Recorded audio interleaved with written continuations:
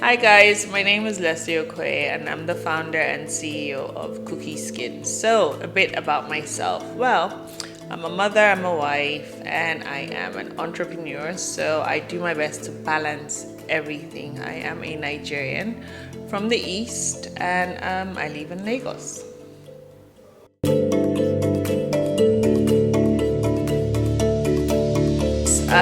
I'd say my childhood influenced me becoming an entrepreneur. Both my parents were hard workers. My mother, as a woman, always worked. I saw her go to work all the time, come back. So she was always dressed like in a suit. We're talking about the 80s. She was always dressed in a suit.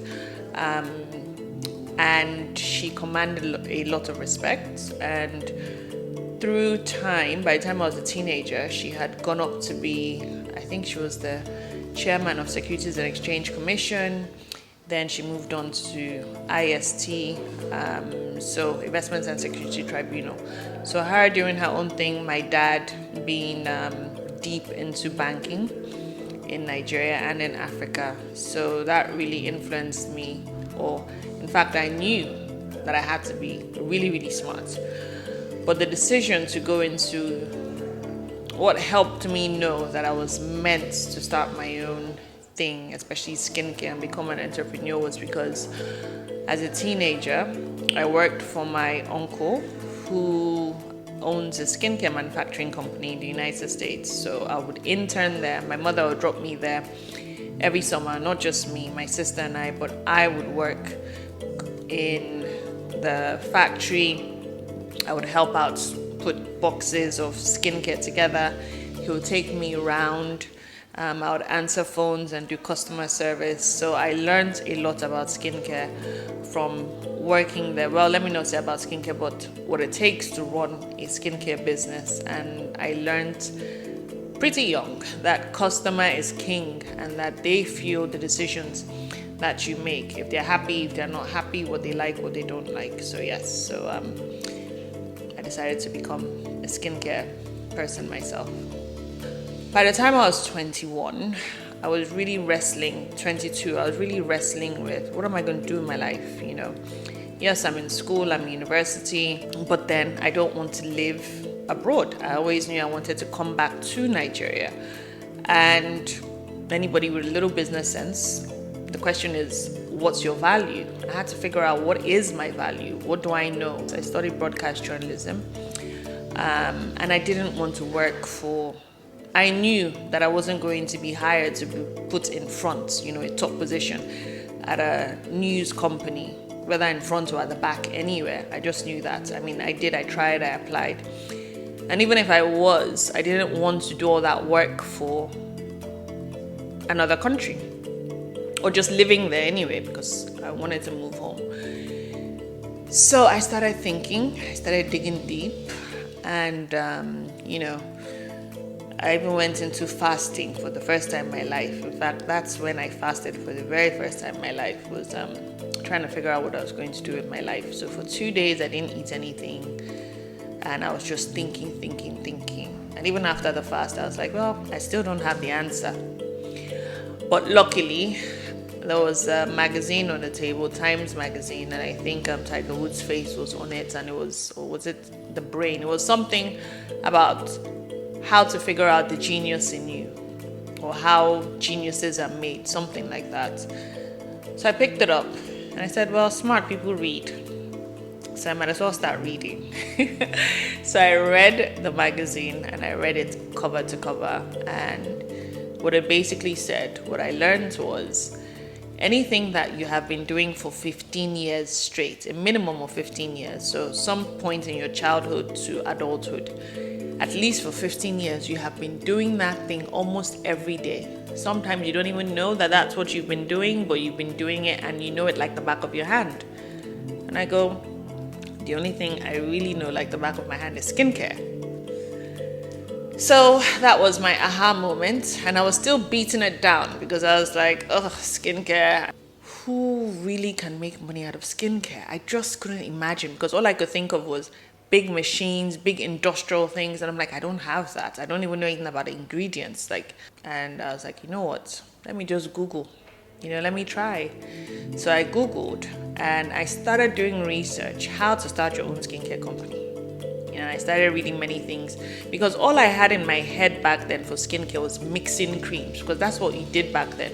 You buy different creams and different serums, you mix it together, you mix it and put it in a container. And I just thought, that doesn't look cute. Like, if I'm going to do something, I want it to look like L'Oreal. I want it to look like Bath and Body Works. I want it to look amazing. I found that, wow, there are actually companies out there that would manufacture your own skincare for you.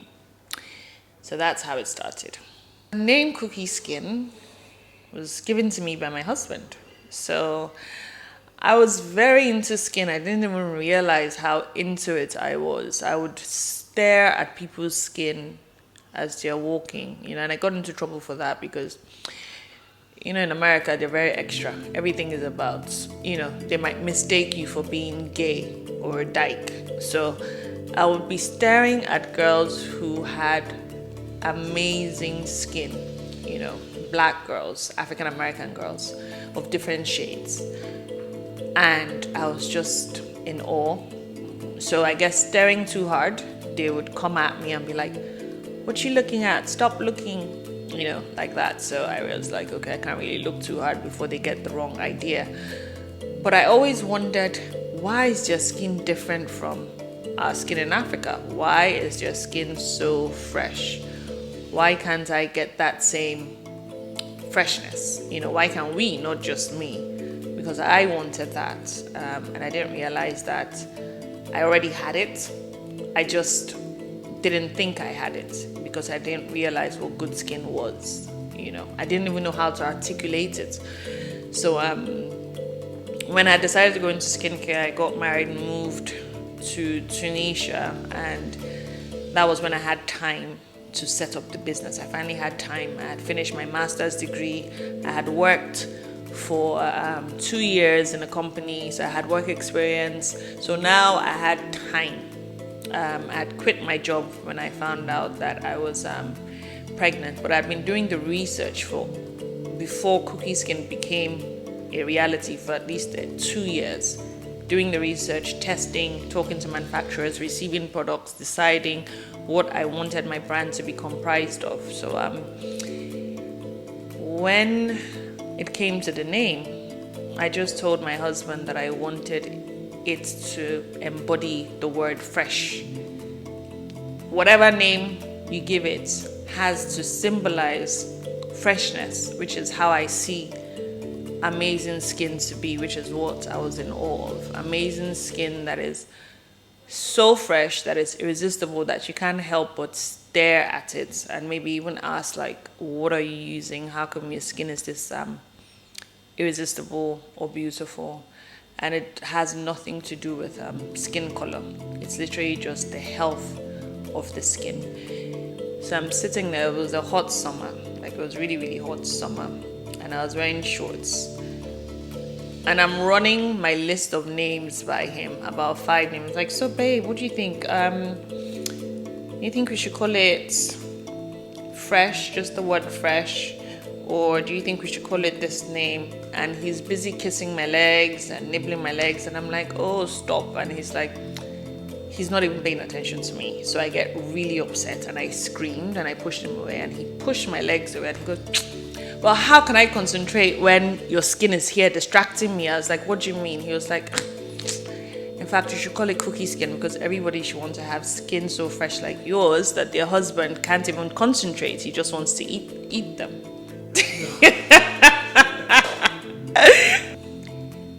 And I laughed. Well, I didn't really laugh, but I didn't expect him to say that. And then I thought about it. I was like, wow, you're right. I was like, okay, let's call it Cookie Skin. So that's how the name came about. So it's Cookie Skin for skin so fresh, it's edible. One of the challenges I had when I initially started was I had to change packaging. That was a major challenge. So I received feedback from my customers. Pricing was a bit too high. Like I said, I wanted it to be made in America, and I got it made in America. And because I wanted quality, yeah. So the quality of the product was good, but then the packaging options that I had weren't that great. The reason I also used America was because starting off, I was starting small, minimum quantities. I couldn't start with large quantities, so I needed a manufacturer that would do something little for me, like 100 pieces per SKU. However, I didn't put a lot of things into, because it was my first time. I didn't think about a lot of things, like transporting the products from America to Nigeria. I also didn't want to use plastic. I wanted glass because I wanted to be sustainable and everything in between. So of course, the glass comes on the outside. So I remember one of the serums is double-walled packaging. So on the outside, everything looks fine, but then on the inside, the glass was shattered. Really, really broken, very, very fine. So even if the package was still standing, the walls on the inside were broken, and it's broken into the product. So I sold them, and one of my friends called and she goes, "Leslie, do you know that there's a bit of glass in it?" I was like, "No, there's no glass." She goes, "Yeah, there's actually glass." And I was like, "No, you should throw it away." So she was like, "Yeah, that she didn't use it, but that I think her sister or somebody took it, and then another lady was using it, and she said it's okay that she'll use it like that." So I lost money on that and I stopped selling it. Then another thing, like I said, the temperature consistency wasn't the same. It was too thick for our African weather. So these are feedback that I learned, and I was happy I was learning them, because I knew, as a business person, it's a bummer to say, I lost the money, but you don't want to force something that isn't working. You just take the knowledge you've gotten there and apply it the next time. So I kept doing research. I had to find a new manufacturer, because I spoke to the manufacturer about these issues, and her formula was her formula. There was nothing that she could do about it, or I could do about it. So I started researching, testing more products, because before I picked based on price, yes, and the fact that she could do the little quantities that I wanted, and I limited myself to America. So when I put no limits onto anything and it allowed my mind to think bigger and expanded, I was able to find more than one manufacturer. There's so many out there, but I picked one because they had a wide variety of products, and he understood the weather. He basically understood all the issues that I had experienced, and he was able to help me find packaging. He was able to meet my requirements, and that was that. So it took time, but never be in a rush. You're better off doing your homework and doing it well, as opposed to spending the money, losing the money, and then having to start from scratch. Yeah. Then another challenge, of course, is the mentality and the behaviors of your target market. So I was making these products and thinking that people were like me. Your customer base is not like you. And you can't force them. We're talking about personal care. This is not, you can say, oh, it's a premium brand. So yes, but it's still personal care. It has to be personal to them, So personal care, the way I take care of myself and what I find amazing might not be what they find amazing. So I also had to put that into consideration and make sure that the formulas and what I was picking and choosing were things that the people really needed. Don't diversify into something else. Stick to it if it's your passion. And if you're getting tired, or you feel like you're not enjoying it anymore, it's not the business's fault. You have to blame yourself. It's your fault. It's because you're not stretching yourself enough. You're not being creative. You're not thinking. You're not applying yourself. So the more you keep thinking money, you're going to become frustrated. 1, 2, you're going to make all the wrong decisions. Yeah. And I'll give you an example. So I thought I wasn't, I'm basically buying and selling is what I felt. And yes, I had started teaching the course, but I didn't think bigger. I didn't put the extra effort into it, put it online. I kept saying I was going to, but I didn't really do it. And I didn't do it because I didn't understand the need. I knew there was a need, but I still didn't know the why. The main why at the time was, it's a good technique, or it's a good business model to make more money. stream of income. You hear so many things: 7 streams of income, passive income. While you're sleeping, you can be making money selling an online course. But the question is why? If your why doesn't match the why to your markets, to the person on the other end, it's not going to happen. And you have to convey the why in your advertisements or in your marketing or in your tagline or in your something. So that is where the creativity comes in. There's a lot of creativity in any business through how you communicate, through your graphics, through the words that you say, through your marketing, through your catalog, through your packaging, through everything. So you need to apply and immerse yourself. So I find a lot of people get bored with their businesses, or they don't even know how to make it a big deal. The word is a big deal, because business is like the busyness. Like, what's the importance of it? If you're busy, it means you're doing something important, right? You're being called in different directions. Why should anybody care?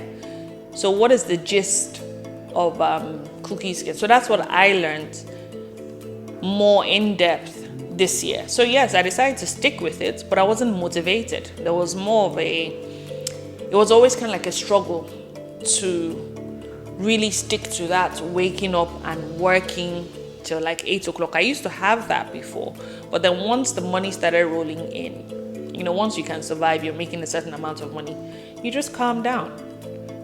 But then I had to revisit my why. Why am I doing this? Okay, how come I'm not really trying that hard? And the only reason you don't try hard is because you yourself as an entrepreneur don't believe in yourself. So I was like, do I really not see myself as the biggest brand and skincare cosmetic manufacturer in all of Africa? And then when I started seeing myself, I had to do things to make myself see myself that way. So my point is, stretch your imagination, practice everything, whether you're a chef, whether you're a hairdresser, do more concerning what you're already doing. You don't need to sidetrack. Stick to what you think and what you believe you are the best at. And I truly believe that, I haven't met anybody, there might be somebody else. I think I'm the most passionate about melanin skin, African skin. I actually care. I'm not trying to make money. I'm trying to have every African man and woman truly understand how to skincare the right way for melanin skin. That way, they don't damage their skin.